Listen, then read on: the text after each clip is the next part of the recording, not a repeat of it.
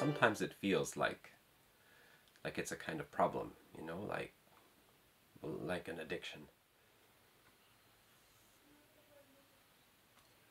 Because I'll just have ordered a bunch of CDs and charged a fair bit to my credit card, right? And before they even arrive, I'll be telling myself, this is the last time you're ordering for the next couple of months, no more ordering. But then I'll go to my Amazon shopping cart and look at the artwork and think about what kind of music is there. Then I'll go and click the order button again.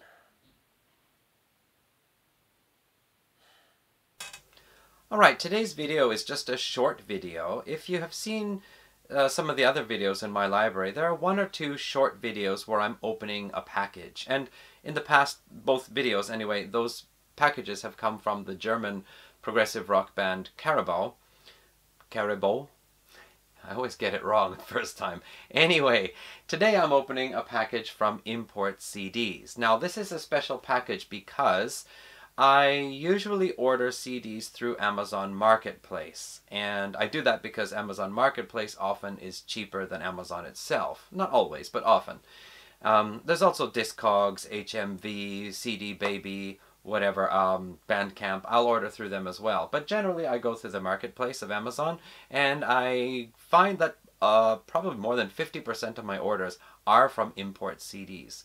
Now, one of the reviewers, I think even collaborators on Metal Music Archives, he actually also recommended, if I want to buy a lot of discs at once, to go through ImportCDs. Now, I usually do buy a few a month. That's where virtually all of my spending money goes these days.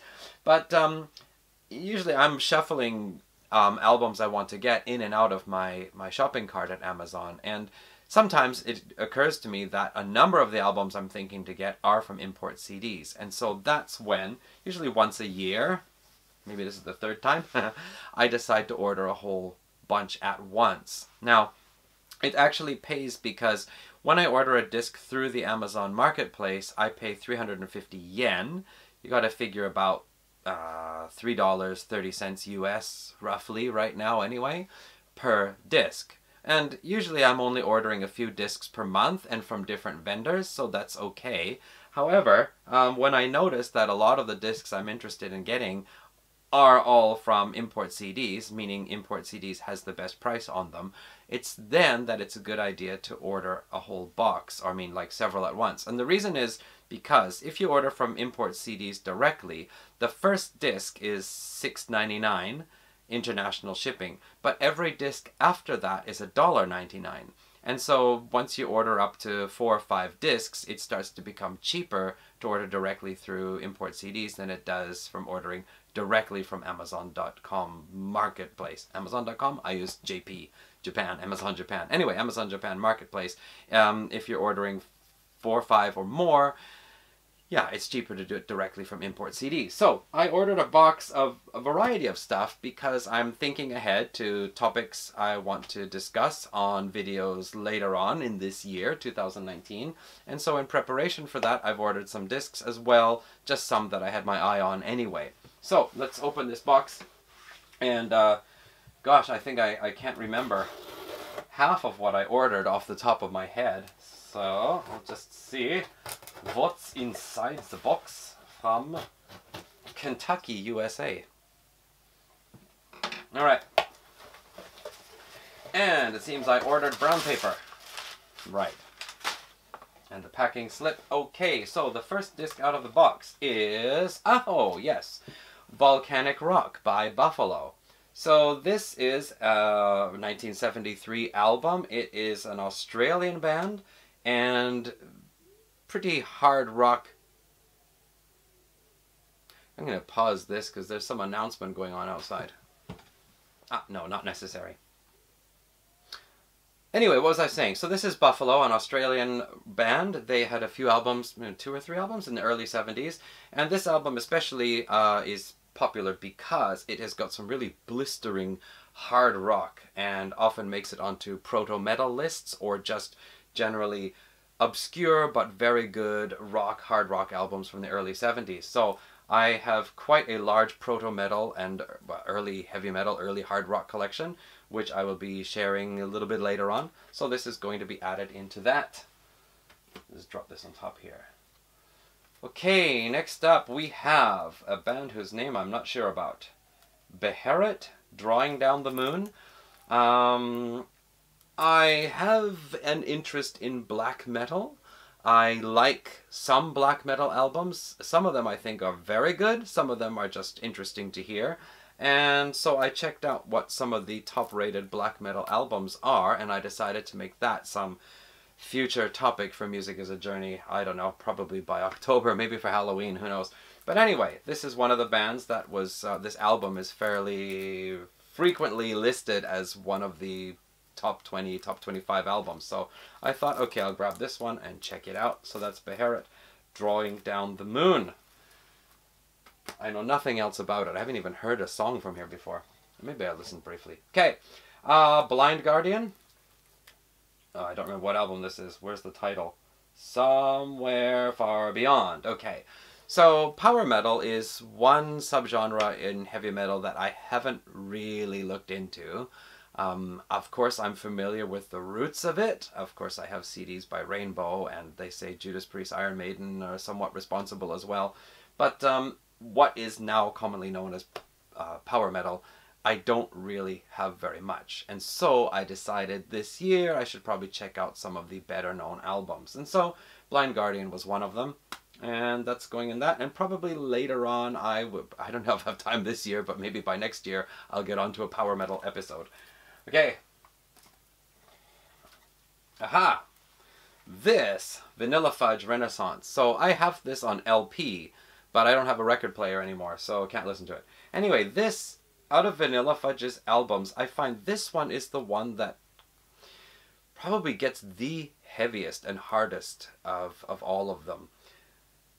I always liked, I think, at least half or more of the songs on here, and I just didn't get this on CD for ages. However, as I said, I'm going to be doing some proto-metal or early heavy metal episodes coming up in the future. So I wanted to get this one to add in there because I think this one has some really wonderful stuff on there. Okay. Oh, this is heavy. Okay, so this is Creator, Extreme Aggression. I did like Creator, Pleasure to Kill, way back when I was in junior high school, and I got it last year on CD. Still sounds good to me. And I was curious about other Creator albums. This is really heavy. It's like a booklet, and I think it's a double disc and a 28-page booklet with sleeve notes. Alright, so Pleasure to Kill is usually Creator's most highest rated album, but this one, and I think it's Coma of Souls or something, those two are tied based on my research anyway for second best album. So, that's in there for a future thrash metal episode where I'll talk about some of the top rated thrash metal albums of the 80s. Ah, there it is. Okay, so in the last episode of Music as a Journey, I started looking at, oh, I've buried it now, Stephen Lamb's book, Citizens of Hope and Glory, which takes us through the history of progressive rock from the early days up to the late, about 2008, 2009. And one of the albums that he mentions and gives a brief review about is Focus, Moving Waves, and it's one of the early ones that I don't have. So I think in the video I said I've ordered it, but I hadn't received it yet. But here it is. So at least I'll be able to listen to that. And the 6th track, which was all of side 2 on the original LP, is called Eruption. It starts from A and goes to P in parts. Most of these parts are, it seems to be, longest part is 2 minutes 9 seconds, the shortest part is 21 seconds, so I'm not sure what they're doing there, but I'll find out. Focus, Moving Waves. Alright then, I think we're back to more power metal. This is Savatage in the Hall of the Mountain King, and it was one of the higher rated power metal albums. Not Savatage's most highest rated, I think. But anyway, just in the Hall of the Mountain King, I like that music.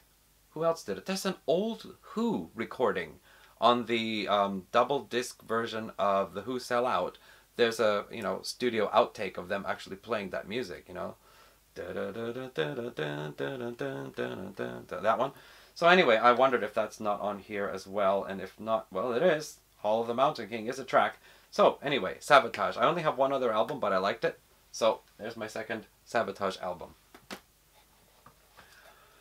Okay, this one, Carnival, Sound Awake. This one just comes in here because I kept hearing about Carnival. The name kept coming up, and there was some connection with Carnival and Sean Timms. I don't know if he produced them or something, but Sean Timms, of course, we talked about him in Southern Empire. We mentioned their album Civilization in episode 12, and I think it was episode 6 where we talked about Southern Empire's debut. So I like Sean Timms, I like what he does, and this is an Australian band. So I'm very curious to hear what all the fuss is about this. I have no idea what this sounds like. Just, it keeps showing up like I said. I'm curious. Carnival, Sound Awake. Oh, here we go. Riot, Narita. This is Riot's second album. Now, Riot are probably known more as being an American power metal band, but their early albums were really more like new wave of British heavy metal sound, even though they are American. And I have their first album, Rock City, and the third one, I think it's called Fire Down Under, and I wanted to get the middle one here as well, because I think those three albums together make a really good set. And so one of the themes coming up in the future episode of Music is a Journey is trilogies, which is going to be about 3 consecutive studio albums that show the band really at some peak moment or developing into a peak moment in their career. So this is one of the bands I wanted to feature, and those 3 albums will be mentioned. So here we go. Riot, Narita, basically late 70s American hard rock heavy metal. Okay, we are down to the last one. This is also another thick one, not as heavy as Creator though. This is Haken, Aquarius.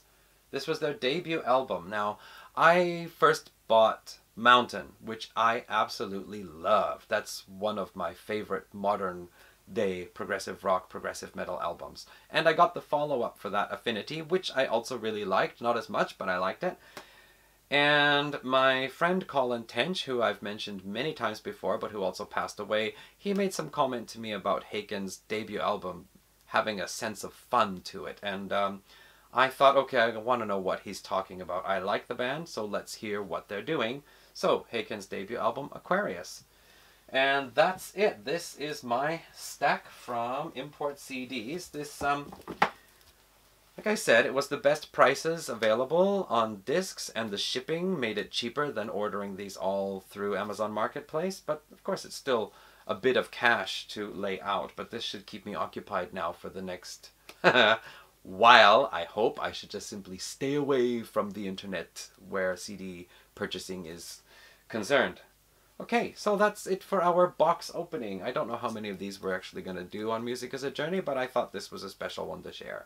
If you watched, thanks for watching, and as I said, you'll probably hear me talking about these albums in future episodes, so hopefully you'll stick around, check out what I'm doing, and catch those, because ultimately what I want to do is promote other people's music, since I can't play worth a damn myself.